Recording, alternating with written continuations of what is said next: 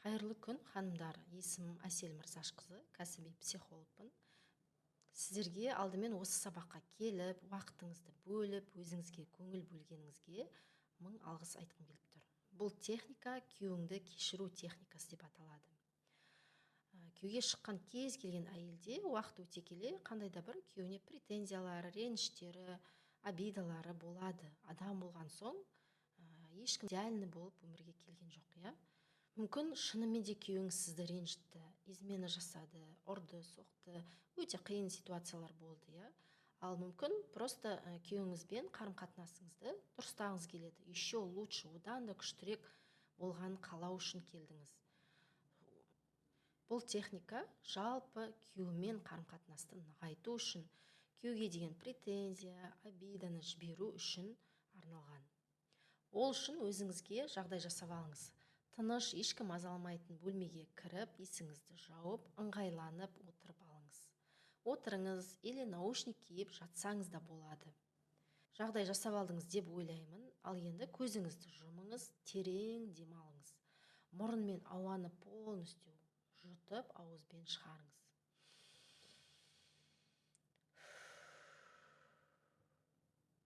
Бүкіл денеңізді босатыңыз. Бүкіл ойыңызды, миыңызды, логикаңызды сөндіріп тастаңыз. Еш нәрсе ойламаңыз. Тек қана жүрекпен сезініңіз. Жүрегіңіздегі қандай сезім бар екенін соған мән беріңіз. Жүрегіңізде не бар? Қорқыныш, үрей, реніш, ашу, ыза. Осының барлығын сезініп көріңіз. Енді алдыңызға күйеуіңізді елестетіңіз. Күйеуіңіз келді, оның осы есіктен кіріп келгенін сезініңіз, қасыңызға отырғанын сезініңіз. Көзіңізді жұмып тұрып, просто представьте. Күйеуіңіз келіп, қасыңызға отырды. Барлық образын елестетіңіз. Ол қандай күйде келіп тұр? Қандай киіммен келіп тұр? Неше жасында келіп тұр? Бұрынғы состояниесі ма? Қазіргі жүрген состояниесі ма? Барлығын елестетіңіз. Күйеуіңіз келді, сол кезде қандай сезім сізде ішіңізде оянды? Күйеуіңізге деген ең бірінші, давайте ашу сезімін шығарып тастайық.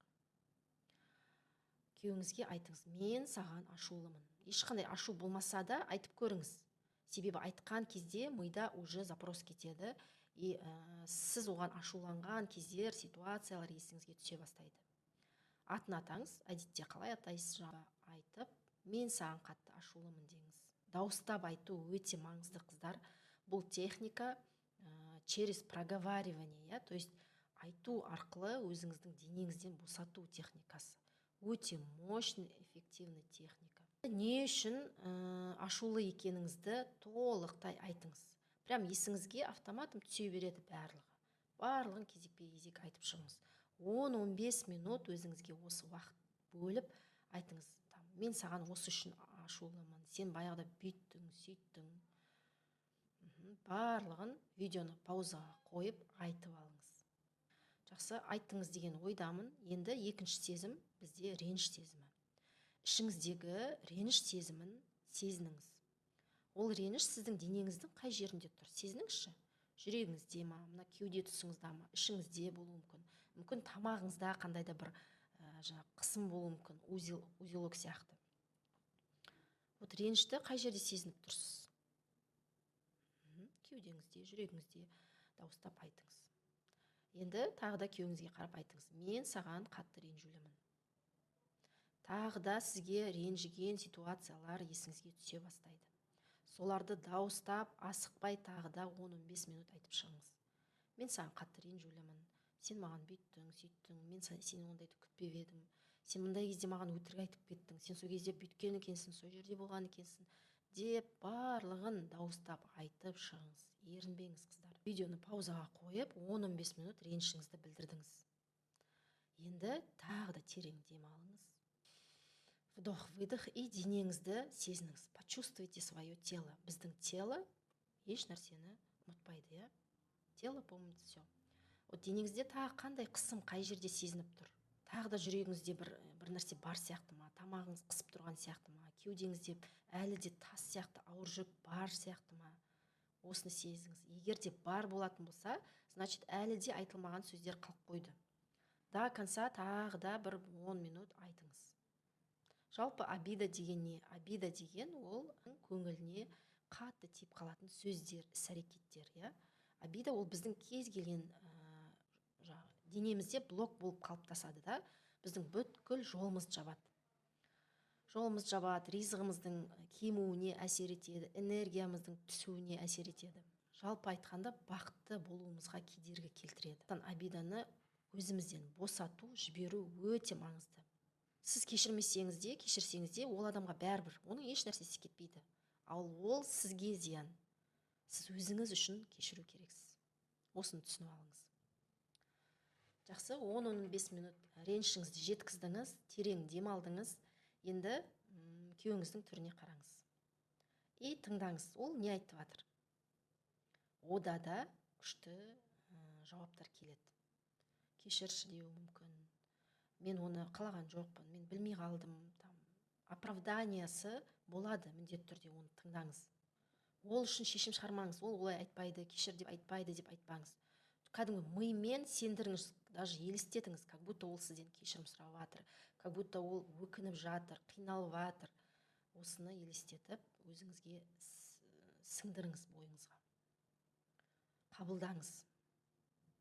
Күйеуіңіздің ренішін жіберіңіз, өзіне қайтып бердіңіз, и ол да сізге өзінің кешірген туралы айтып жатыр. Соны сезініңіз. Қаншалықты жеңілдікті сезіндіңіз. Сізге уже лучше стало. Сіздің кеудеңізден ауыр жүк түскен сияқты болады, байқаңыз. Тағы да 3 рет терең демаламыз, и демалған кезде мына кеудедегі, жүректегі, іштегі бүкіл ауыр жүк ауа арқылы аузыңыздан шығып кетіп жатыр деп елестетіңіз. Қара түтін сияқты денеңізден шығып жатыр. Аузыңыз арқылы, деміңіз арқылы. Бір рет демалдыңыз, шығардыңыз. 2 рет прям бар күшіңізбен аузыңыздан шығарыңыз. И 3-ші рет.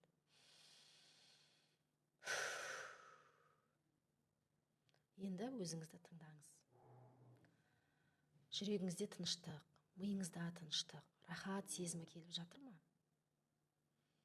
Кәдімгідей жеңілдеп қалғаныңызды сезініңіз. Барлығын жіберіңіз, босатыңыз. Сіздің денеңіз, миыңыз бәрі шаршап тұр. Бәрі де кешіргісі келіп тұр, тек сіздің ғана рұқсатыңызды күтіп тұр. Рұқсатыңызды беріңіз. Мен кешірдім деп айтыңыз. Дауыстап, мен сені Аллах разылығы үшін кешірдім. 3 рет айтсаңыз болады. Әлі де көзіңізді ашпаңыз. Тағы да 1 рет терең демалыңыз да. Енді күйеуіңізбен күшті отношенияда болғаныңызды елестетіңіз. Күйеуіңіз сіз қалағандай болып жатыр. Сіз қалаған жердесіз, әдемі, нәзік, сұлу әйел болып, оның қасында бақытты болып жүрсіз. Күйеуіңіз сізді алақанына салып аялап жатыр, құрметтеп жатыр, бағалайды, сүйеді. Сізге ғана ғашық. Осыны представьте. Осы эйфорияда бірнеше минут бола тұрыңыз. Ары қарай өзіңіздің фантазияңызды қосыңыз.